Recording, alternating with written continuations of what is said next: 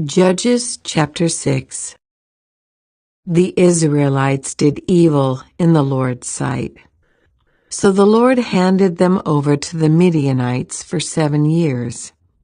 The Midianites were so cruel that the Israelites made hiding places for themselves in the mountains, caves, and strongholds. Whenever the Israelites planted their crops, marauders from Midian, Amalek, and the people of the east would attack Israel, camping in the land and destroying crops as far away as Gaza. They left the Israelites with nothing to eat, taking all the sheep, goats, cattle, and donkeys. These enemy hordes, coming with their livestock and tents, were as thick as locusts. They arrived on droves of camels too numerous to count, and they stayed until the land was stripped bare. So Israel was reduced to starvation by the Midianites. Then the Israelites cried out to the Lord for help. When they cried out to the Lord because of Midian, the Lord sent a prophet to the Israelites. He said, "This is what the Lord, the God of Israel, says. I brought you up out of slavery in Egypt. I rescued you from the Egyptians and from all who oppressed you. I drove out your enemies and gave you their land. I told you, I am the Lord your God. You must not worship the gods of the Amorites, in whose land you now live. But you have not listened to me." Then the angel of the Lord came and sat beneath the great tree at Ophrah, which belonged to Joash of the clan of Abiezer. Gideon, son of Joash, was threshing wheat at the bottom of a winepress to hide the grain from the Midianites. The angel of the Lord appeared to him and said, "Mighty hero, the Lord is with you." "Sir," Gideon replied, "if the Lord is with us, why has all this happened to us? And where are all the miracles our ancestors told us about? Didn't they say, 'The Lord brought us up out of Egypt'? But now the Lord has abandoned us and handed us over to the Midianites." Then the Lord turned to him and said, "Go with the strength you have and rescue Israel from the Midianites. I am sending you."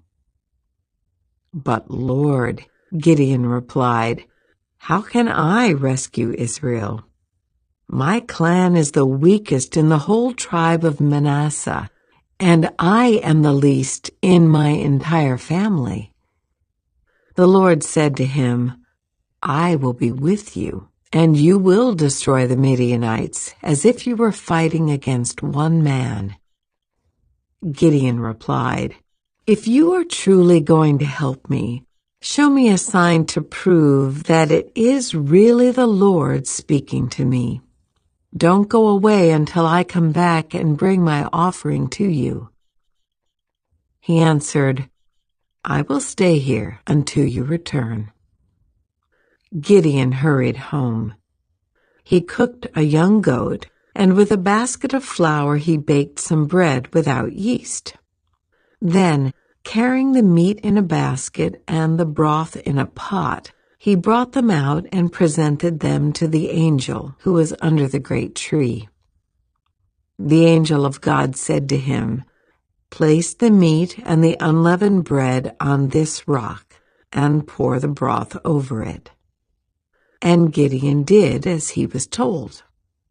Then the angel of the Lord touched the meat and bread with the tip of the staff in his hand, and fire flamed up from the rock and consumed all he had brought, and the angel of the Lord disappeared. When Gideon realized that it was the angel of the Lord, he cried out, "O sovereign Lord, I'm doomed. I have seen the angel of the Lord face to face." "It is all right," the Lord replied. "Do not be afraid. you will not die." And Gideon built an altar to the Lord there and named it Yahweh Shalom, which means the Lord is peace. The altar remains in Ophrah, in the land of the clan of Abiezer, to this day. That night the Lord said to Gideon, "Take the second bull from your father's herd, the one that is 7 years old. Pull down your father's altar to Baal and cut down the Asherah pole standing beside it. Then build an altar to the Lord your God here on this hilltop sanctuary, laying the stones carefully. Sacrifice the bull as a burnt offering on the altar, using as fuel the wood of the Asherah pole you cut down." So Gideon took 10 of his servants and did as the Lord had commanded. But he did it at night, because he was afraid of the other members of his father's household and the people of the town. Early the next morning, as the people of the town began to stir, someone discovered that the altar of Baal had been broken down and that the Asherah pole beside it had been cut down. In their place, a new altar had been built, and on it were the remains of the bull that had been sacrificed. The people said to each other, "Who did this?" And after asking around and making a careful search, they learned that it was Gideon, the son of Joash. "Bring out your son," the men of the town demanded of Joash. "He must die for destroying the altar of Baal and for cutting down the Asherah pole." But Joash shouted to the mob that confronted him, "Why are you defending Baal? Will you argue his case? Whoever pleads his case will be put to death by morning. If Baal truly is a god, let him defend himself and destroy the one who broke down his altar." From then on, Gideon was called Jerubbaal, which means "let Baal defend himself," because he broke down Baal's altar. Soon afterward, the armies of Midian, Amalek, and the people of the east formed an alliance against Israel and crossed the Jordan, camping in the valley of Jezreel. Then the Spirit of the Lord clothed Gideon with power. He blew a ram's horn as a call to arms, and the men of the clan of Abiezer came to him. He also sent messengers throughout Manasseh, Asher, Zebulun, and Naphtali, summoning their warriors, and all of them responded. Then Gideon said to God, "If you are truly going to use me to rescue Israel as you promised, prove it to me in this way. I will put a wool fleece on the threshing floor tonight. If the fleece is wet with dew in the morning, but the ground is dry, then I will know that you are going to help me rescue Israel as you promised." And that is just what happened. When Gideon got up early the next morning, he squeezed the fleece and wrung out a whole bowlful of water. Then Gideon said to God, "Please don't be angry with me, but let me make one more request. Let me use the fleece for one more test. This time, let the fleece remain dry while the ground around it is wet with dew."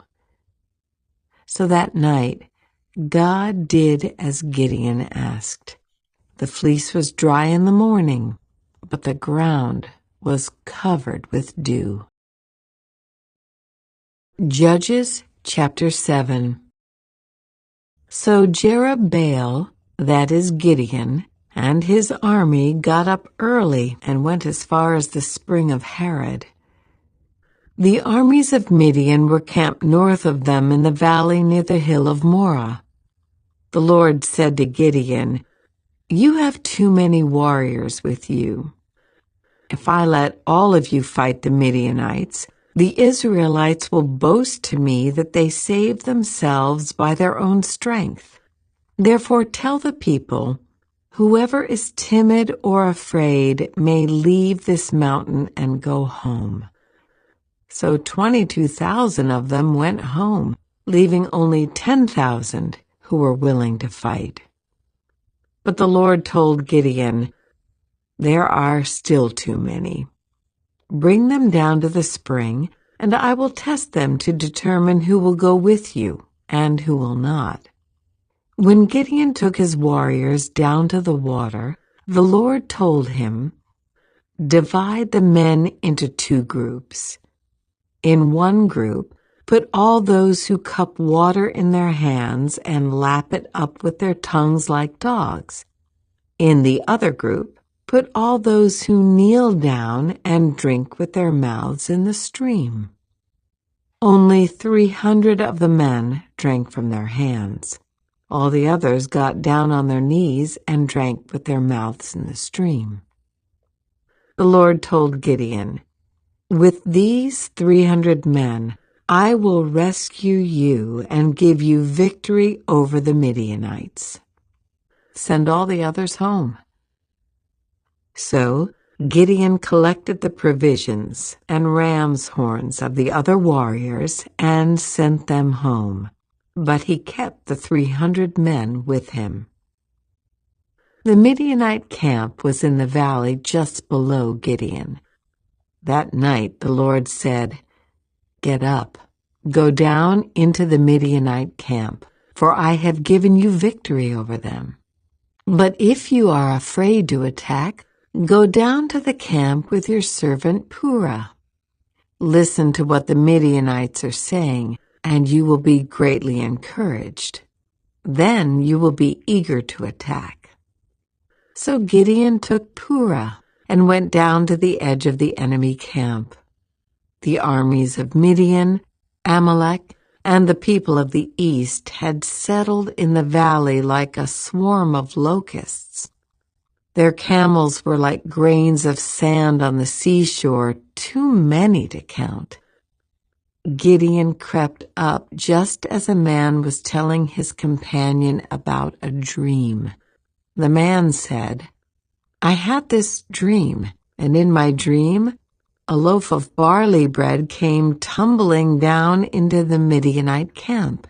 It hit a tent, turned it over, and knocked it flat." His companion answered, "Your dream can mean only one thing.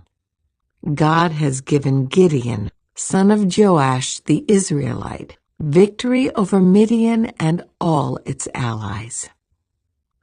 When Gideon heard the dream and its interpretation, he bowed in worship before the Lord. Then he returned to the Israelite camp and shouted, "Get up, for the Lord has given you victory over the Midianite hordes." He divided the 300 men into 3 groups and gave each man a ram's horn and a clay jar with a torch in it. Then he said to them, "Keep your eyes on me. When I come to the edge of the camp, do just as I do. As soon as I and those with me blow the ram's horns, blow your horns too, all around the entire camp, and shout, 'For the Lord and for Gideon.'" It was just after midnight, after the changing of the guard, when Gideon and the 100 men with him reached the edge of the Midianite camp.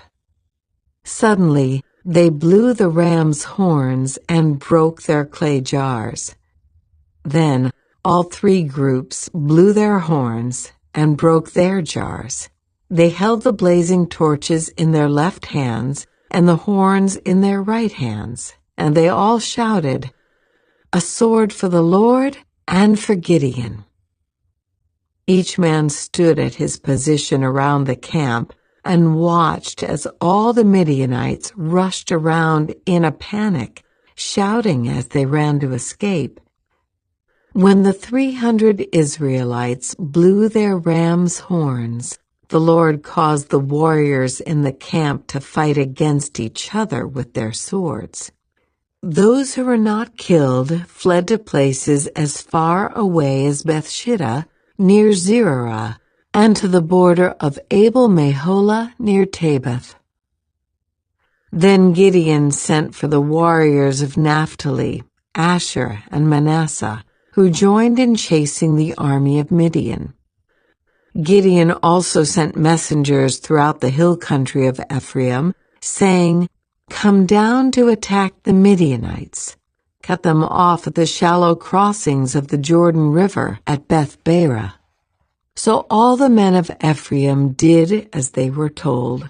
They captured Oreb and Zeeb, the two Midianite commanders, killing Oreb at the rock of Oreb and Zeeb at the winepress of Zeeb, and they continued to chase the Midianites.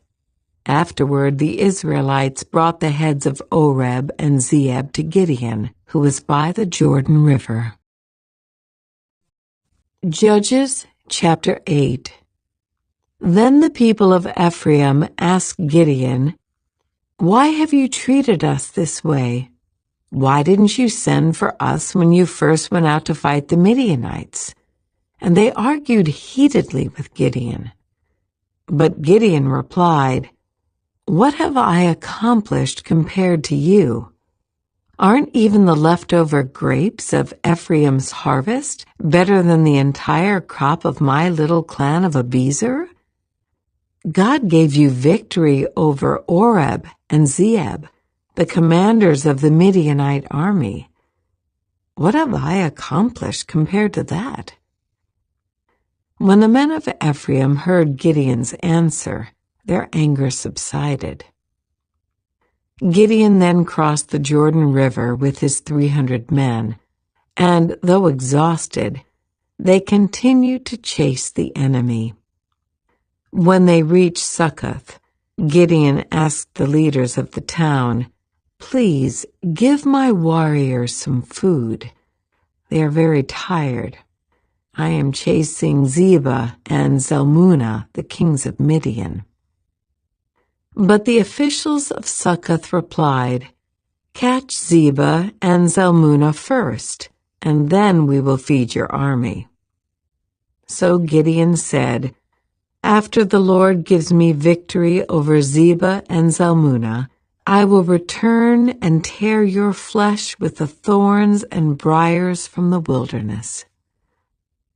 From there, Gideon went up to Peniel and again asked for food, but he got the same answer. So he said to the people of Peniel, "After I return in victory, I will tear down this tower." By this time, Zebah and Zalmunna were in Karkor with about 15,000 warriors, all that remained of the allied armies of the east, for 120,000 had already been killed. Gideon circled around by the caravan route east of Nobah and Jogbehah, taking the Midianite army by surprise. Zebah and Zalmunna, the two Midianite kings, fled, but Gideon chased them down and captured all their warriors. After this, Gideon returned from the battle by way of Heres Pass. There he captured a young man from Succoth and demanded that he write down the names of all the 77 officials and elders in the town. Gideon then returned to Succoth and said to the leaders, "Here are Zebah and Zalmunna. When we were here before, you taunted me, saying, 'Catch Zebah and Zalmunna first, and then we will feed your exhausted army.'" Then Gideon took the elders of the town and taught them a lesson, punishing them with thorns and briars from the wilderness. He also tore down the tower of Peniel and killed all the men in the town. Then Gideon asked Zebah and Zalmunna, "The men you killed at Tabor, What were they like? Like you, they replied. They all had the look of a king's son. They were my brothers, the sons of my own mother, Gideon exclaimed. As surely as the Lord lives, I wouldn't kill you if you hadn't killed them. Turning to Jether, his oldest son, he said, Kill them. But Jether did not draw his sword, for he was only a boy and was afraid. Then Zebah and Zalmunna said to Gideon, Be a man, kill us yourself. So Gideon killed them both and took the royal ornaments from the necks of their camels. Then the Israelites said to Gideon, Be our ruler. You and your son and your grandson will be our rulers, for you have rescued us from Midian. But Gideon replied, I will not rule over you, nor will my son. The Lord will rule over you. However, I do have one request, that each of you give me an earring from the plunder you collected from your fallen enemies. The enemies, being Ishmaelites, all wore gold earrings. Gladly, they replied. They spread out a cloak, and each one threw in a gold earring he had gathered from the plunder.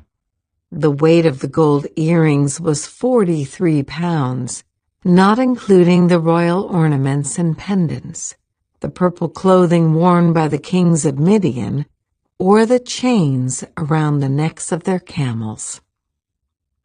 Gideon made a sacred ephod from the gold and put it in Ophrah, his hometown. But soon all the Israelites prostituted themselves by worshiping it, and it became a trap for Gideon and his family. That is the story of how the people of Israel defeated Midian, which never recovered. Throughout the rest of Gideon's lifetime, about 40 years, there was peace in the land. Then Gideon, son of Joash, returned home. He had 70 sons born to him, for he had many wives. He also had a concubine in Shechem who gave birth to a son, whom he named Abimelech. Gideon died when he was very old, and he was buried in the grave of his father Joash at Ophrah in the land of the clan of Abiezer. As soon as Gideon died, the Israelites prostituted themselves by worshiping the images of Baal, making Baal Berith their god. They forgot the Lord their God, who had rescued them from all their enemies surrounding them, nor did they show any loyalty to the family of Jerubbaal, that is Gideon, despite all the good he had done for Israel. Judges chapter 9. One day Gideon's son Abimelech went to Shechem to visit his uncles, his mother's brothers. He said to them and to the rest of his mother's family, Ask the leading citizens of Shechem whether they want to be ruled by all 70 of Gideon's sons or by one man. And remember that I am your own flesh and blood. So Abimelech's uncles gave his message to all the citizens of Shechem on his behalf. And after listening to this proposal, the people of Shechem decided in favor of Abimelech because he was their relative. They gave him 70 silver coins from the temple of Baal Berith, which he used to hire some reckless troublemakers who agreed to follow him. He went to his father's home at Ophrah, and there, on one stone, they killed all 70 of his half-brothers, the sons of Gideon. But the youngest brother, Jotham, escaped and hid. Then all the leading citizens of Shechem and Beth Millo called a meeting under the oak beside the pillar at Shechem, and made Abimelech their king. When Jotham heard about this, he climbed to the top of Mount Gerizim and shouted, "Listen to me, citizens of Shechem. Listen to me if you want God to listen to you." Once upon a time, the trees decided to choose a king. First, they said to the olive tree, "Be our king." But the olive tree refused, saying, "Should I quit producing the olive oil that blesses both God and people just to wave back and forth over the trees?" Then they said to the fig tree, "You be our king." But the fig tree also refused, saying, "Should I quit producing my sweet fruit just to wave back and forth over the trees?" Then they said to the grapevine, "You be our king." But the grapevine also refused, saying, "Should I quit producing the wine that cheers both God and people just to wave back and forth over the trees?" Then all the trees finally turned to the thorn bush and said, "Come, you be our king." And the thorn bush replied to the trees, "If you truly want to make me your king, come and take shelter in my shade. If not, let fire come out from me and devour the cedars of Lebanon." Jotham continued, "Now make sure you have acted honorably and in good faith by making Abimelech your king, and that you have done right by Gideon and all of his descendants. Have you treated him with the honor he deserves for all he accomplished? For he fought for you and risked his life when he rescued you from the Midianites. But today you have revolted against my father and his descendants, killing his 70 sons on one stone, and you have chosen his slave woman's son Abimelech to be your king just because he is your relative. If you have acted honorably and in good faith toward Gideon and his descendants today, then may you find joy in Abimelech, and may he find joy in you. But if you have not acted in good faith, then may fire come out from Abimelech and devour the leading citizens of Shechem and Beth Millo, and may fire come out from the citizens of Shechem and Beth Millo and devour Abimelech." Then Jotham escaped and lived in Beer, because he was afraid of his brother Abimelech. After Abimelech had ruled over Israel for 3 years, God sent a spirit that stirred up trouble between Abimelech and the leading citizens of Shechem, and they revolted. God was punishing Abimelech for murdering Gideon's 70 sons, and the citizens of Shechem for supporting him in this treachery of murdering his brothers. The citizens of Shechem set an ambush for Abimelech on the hilltops and robbed everyone who passed that way. But someone warned Abimelech about their plot. One day, Gaal, son of Ebed, moved to Shechem with his brothers and gained the confidence of the leading citizens of Shechem. During the annual harvest festival at Shechem, held in the temple of the local god, the wine flowed freely, and everyone began cursing Abimelech. "Who is Abimelech?" Gaal shouted.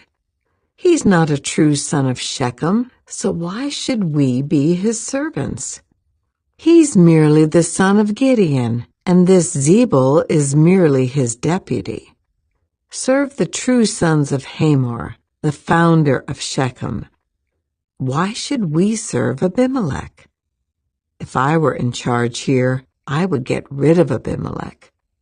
I would say to him, Get some soldiers and come out and fight." But when Zebul, the leader of the city, heard what Gaal was saying, he was furious. He sent messengers to Abimelech in Arumah, telling him, "Gaal, son of Ebed, and his brothers have come to live in Shechem, and now they are inciting the city to rebel against you.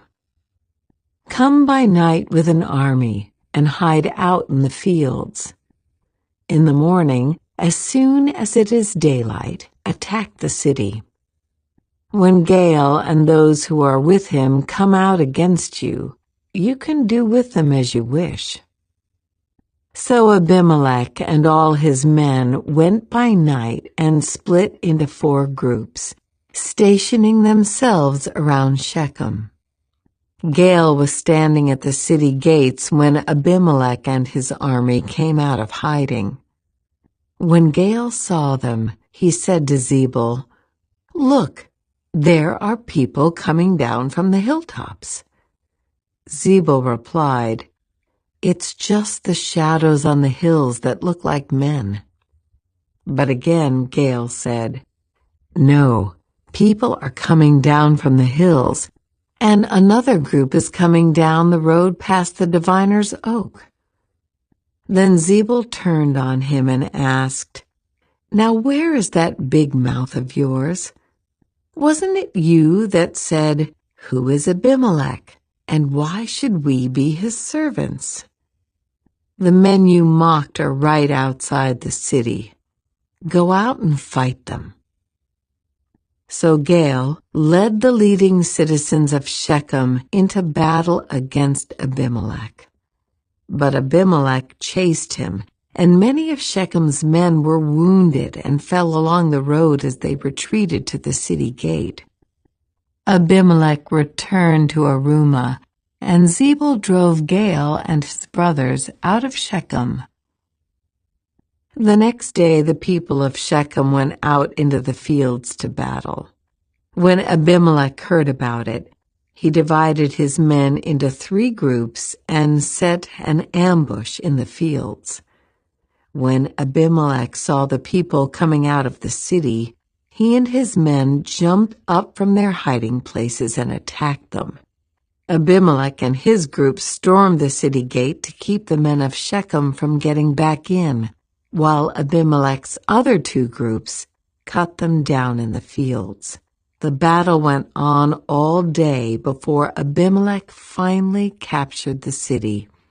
He killed the people, leveled the city, and scattered salt all over the ground. When the leading citizens who lived in the tower of Shechem heard what had happened, they ran and hid in the temple of Baal-berith. Someone reported to Abimelech that the citizens had gathered in the temple, so he led his forces to Mount Zalmon. He took an axe and chopped some branches from a tree, then put them on his shoulder. "Quick, do as I have done," he told his men. So each of them cut down some branches following Abimelech's example. They piled the branches against the walls of the temple and set them on fire. So all the people who had lived in the tower of Shechem died, about 1,000 men and women. Then Abimelech attacked the town of Thebez and captured it. But there was a strong tower inside the town, and all the men and women, the entire population, fled to it. They barricaded themselves in and climbed up to the roof of the tower. Abimelech followed them to attack the tower, but as he prepared to set fire to the entrance, a woman on the roof dropped a millstone that landed on Abimelech's head and crushed his skull. He quickly said to his young armor-bearer, "Draw your sword and kill me. Don't let it be said that a woman killed Abimelech." So the young man ran him through with his sword, and he died. When Abimelech's men saw that he was dead, they disbanded and return to their homes. In this way, God punished Abimelech for the evil he had done against his father by murdering his 70 brothers. God also punished the men of Shechem for all their evil. So the curse of Jotham, son of Gideon, was fulfilled. Judges chapter 10. After Abimelech died, Tola, son of Puah, son of Dodo, was the next person to rescue Israel.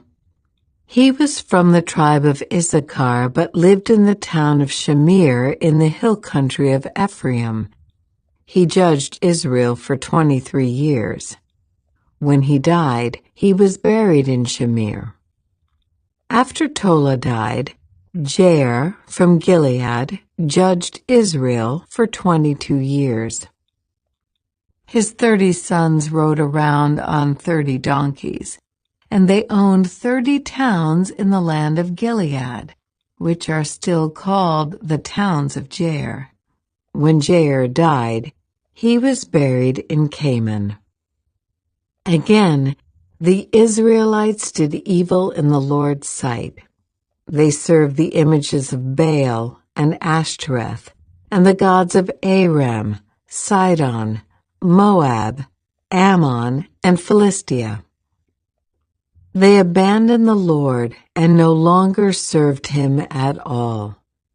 So the Lord burned with anger against Israel, and he turned them over to the Philistines and the Ammonites, who began to oppress them that year. For 18 years they oppressed all the Israelites east of the Jordan River in the land of the Amorites, that is, in Gilead. The Ammonites also crossed to the west side of the Jordan and attacked Judah, Benjamin, and Ephraim. The Israelites were in great distress.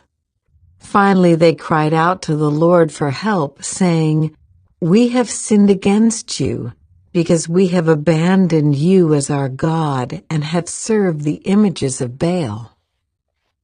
The Lord replied, "Did I not rescue you from the Egyptians, the Amorites, the Ammonites, the Philistines, the Sidonians, the Amalekites, and the Maonites? When they oppressed you, you cried out to me for help, and I rescued you. Yet you have abandoned me and served other gods, so I will not rescue you anymore. Go and cry out to the gods you have chosen. Let them rescue you in your hour of distress." But the Israelites pleaded with the Lord and said, "We have sinned. Punish us as you see fit, only rescue us today from our enemies." Then the Israelites put aside their foreign gods and served the Lord, and he was grieved by their misery. At that time, the armies of Ammon had gathered for war and were camped in Gilead, and the people of Israel assembled and camped at Mizpah. The leaders of Gilead said to each other, "Whoever attacks the Ammonites first will become ruler over all the people of Gilead."